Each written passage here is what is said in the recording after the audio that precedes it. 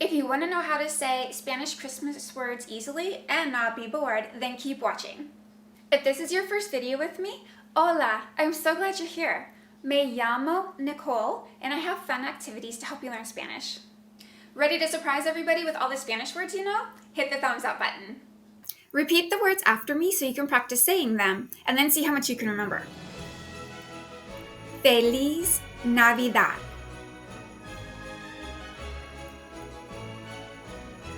El árbol de Navidad.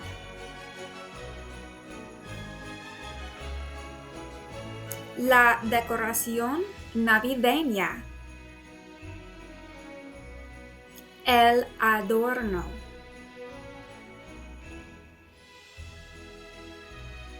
Las luces de Navidad. El bastón de menta. La estrella. El regalo. Los juguetes. El calcetín navideño.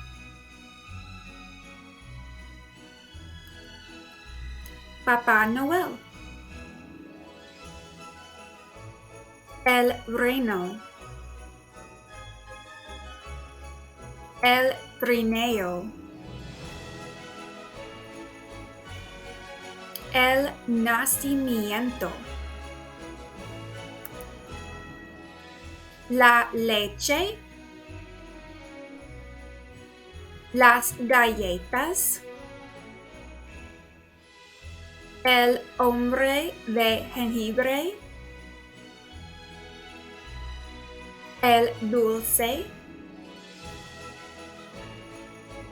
El chocolate. El chocolate caliente. La nieve. El muñeco de nieve. La corona navideña. All right, let's see what you remember. Choose the word that matches the picture. La corona navideña. Papá Noel. El reno. Papá Noel. El árbol de Navidad. El bastón de menta. Los juguetes. El árbol de Navidad. Las luces de Navidad. La estrella. El regalo.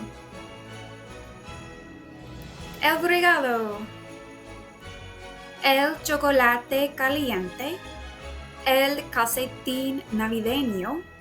Las galletas. El chocolate caliente.